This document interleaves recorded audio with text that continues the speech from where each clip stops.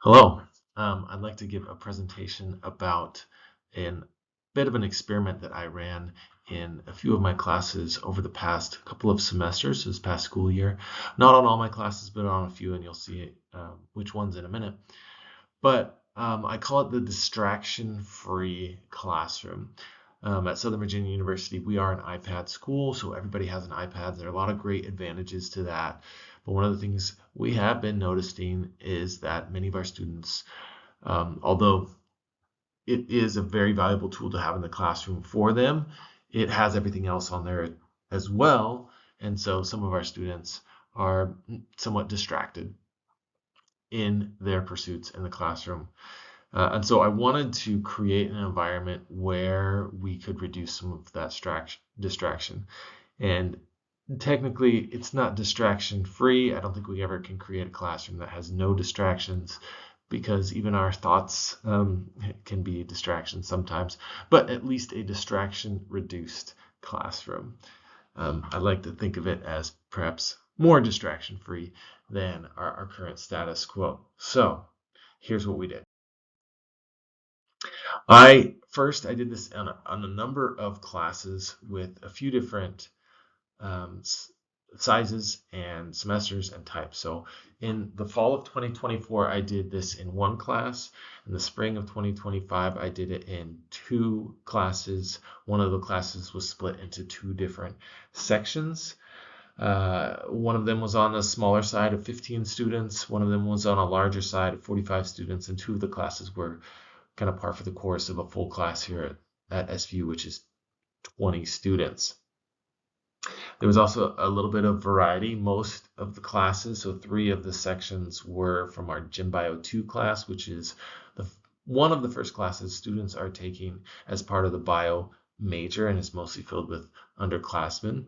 One of the classes, however, was a mix of bio and non-bio students, so a class that could be taken for core credit, but was also taken by bio majors, so kind of had a mix.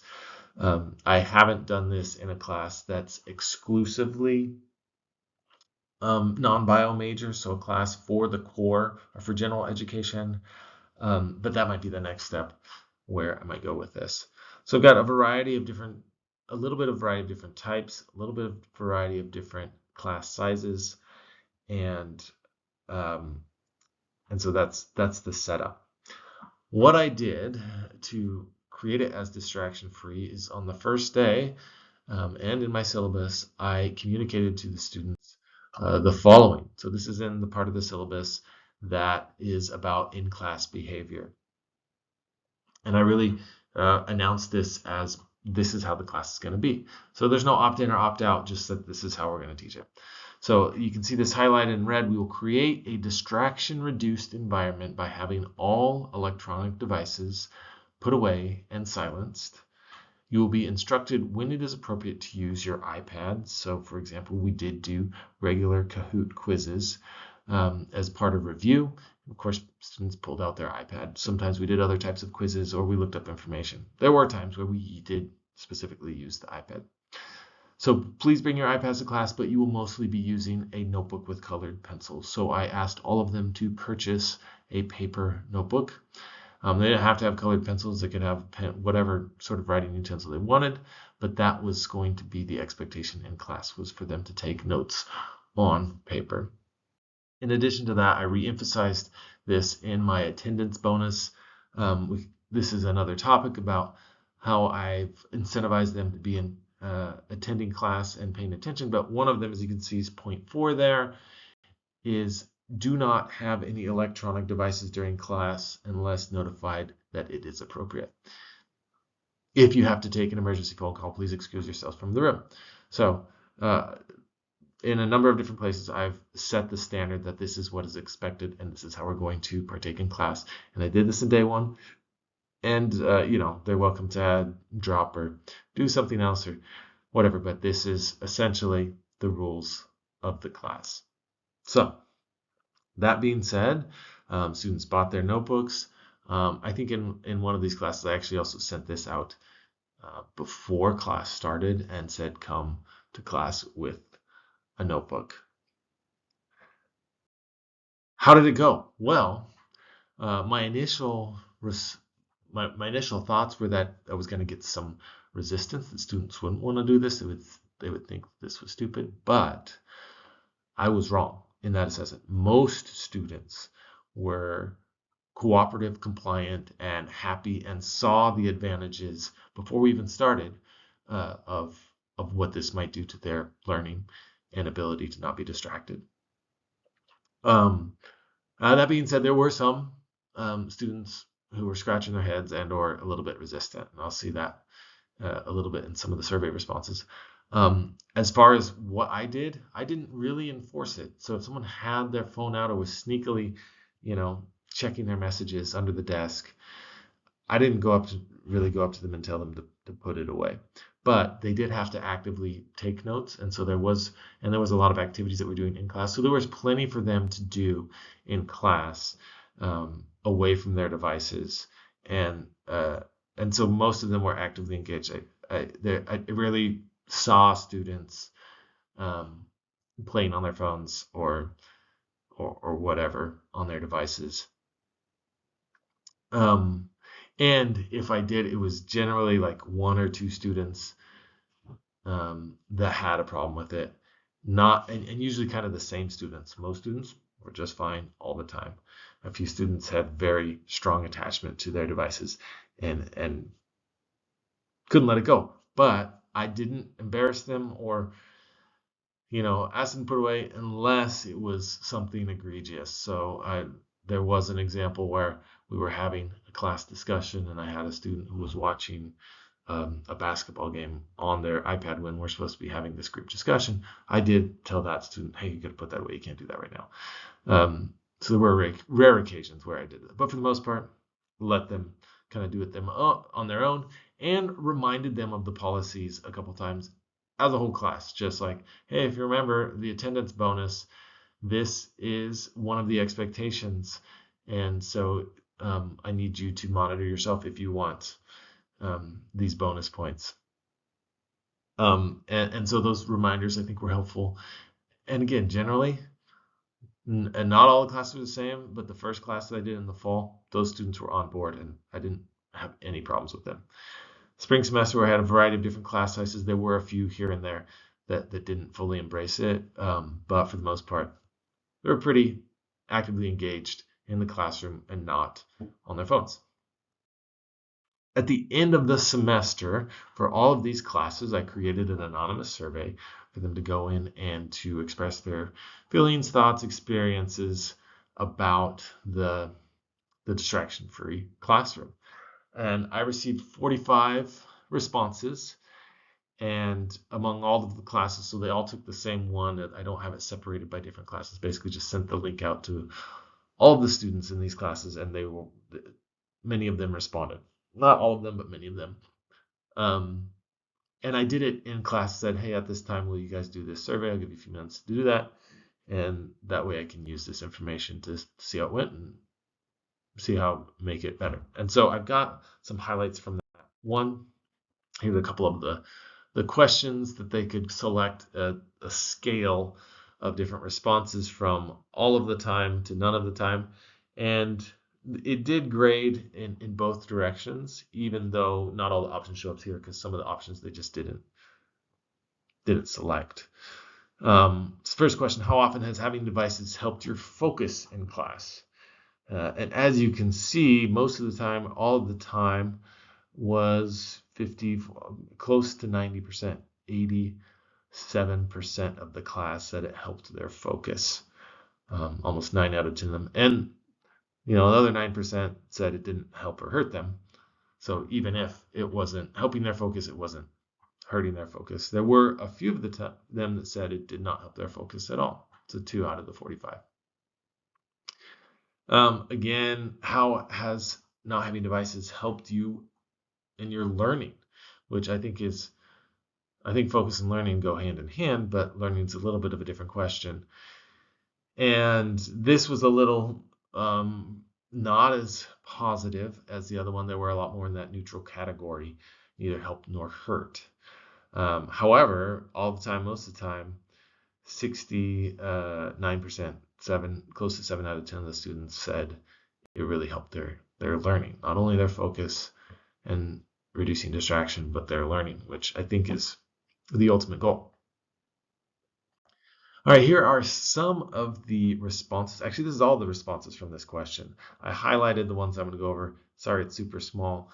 You're welcome to read them all, but these are the ones that I thought were interesting that captured most of their comments.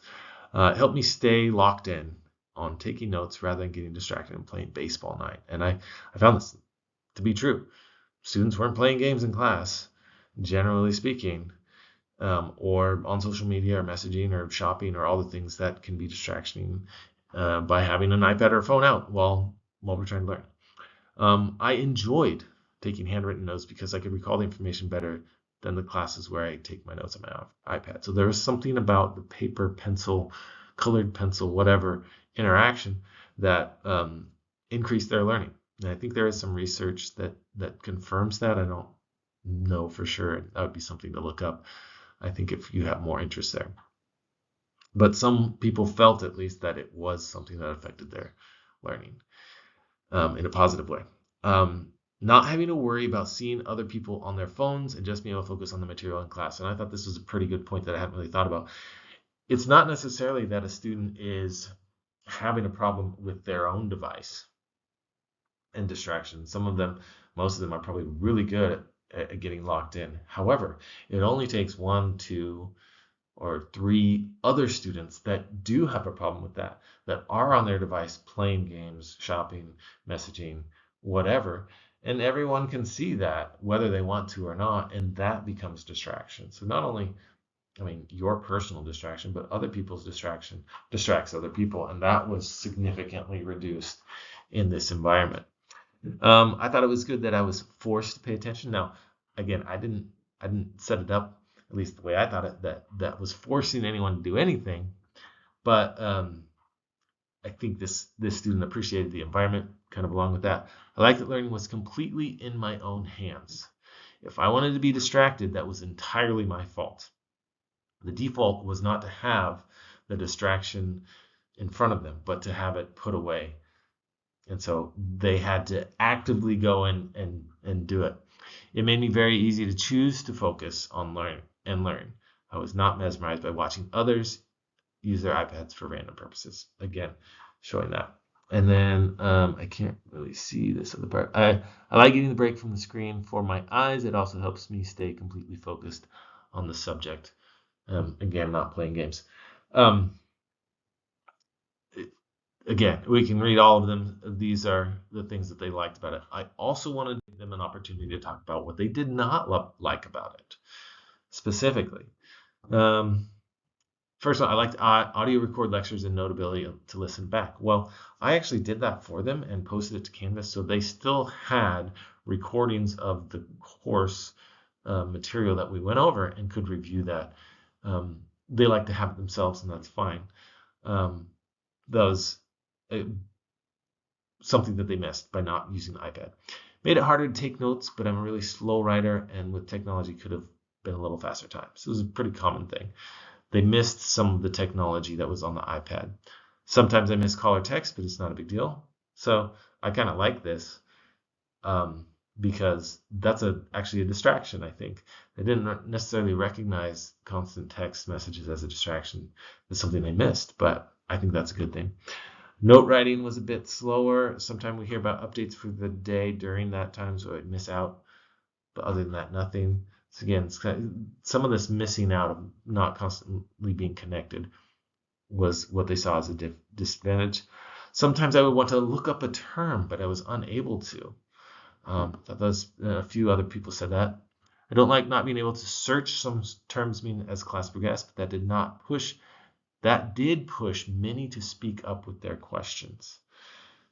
And this was an interaction I hadn't considered. Because they couldn't, look up a term themselves, they had to raise their hand and ask a question. I think that's a better environment for a class. If one person has a question about one thing, probably a lot of people are wanting the same things. Maybe some people are looking up, maybe some people aren't. So anyway, I appreciated that.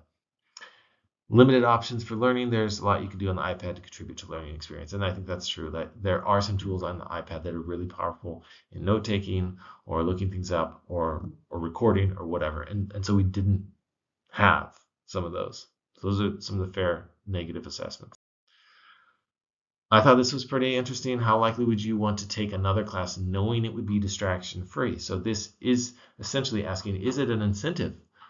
Is it a positive thing that you would look forward to in another class?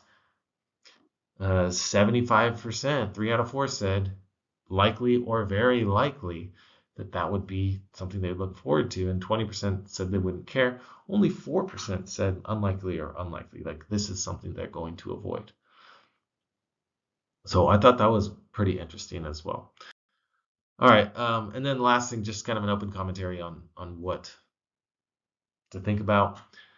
Method is nice, but did not have an impact on my grade or confidence with the material. So this did not necessarily. Now we didn't have a control group. They don't know actually if it helped or hurt them, but they felt it didn't. They didn't get an A and they were normally getting a C or something. This was the most hostile comment or aggressive, I should say, comment I got. I'm a grown-up, paid to go to school, responsible for my learning. Arbitrary banning electronic devices that would be used for note-taking and studying class did nothing to improve my ability to focus in this class. Also, there are too few studies to support your crusade. Again, I don't feel like I set it up like this student reacted, but still, there are some students who have very strong feelings about their ability to use their devices on their own terms. And I think that's still a valuable thing to acknowledge. And so that's what I'm getting from this. I don't necessarily think all of the things in there are valid, but that's the validity I'm pulling from that. It's a little skeptical at first, but honestly was really helpful when it came to learning and paying attention. And that's great. I won some of the skeptics over. Again, that wasn't my intention. It was really to create a distraction-free environment. But some of them found it, despite their skepticism, valuable. I like taking a break from notes, feel like there's a screen in my face a good part of the day, and I think I can think better with that one. So they appreciated the break. Screens are constantly a part of many of these students' lives, and so it felt good to them. And this last comment I felt was one of the most interesting ones that I found to be very positive. I really like it because I felt closer to my classmates.